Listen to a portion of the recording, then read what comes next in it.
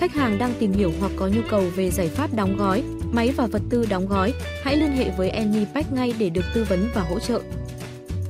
Hotline 0369 234 322, website www.anypack.vn. Xin cảm ơn quý khách.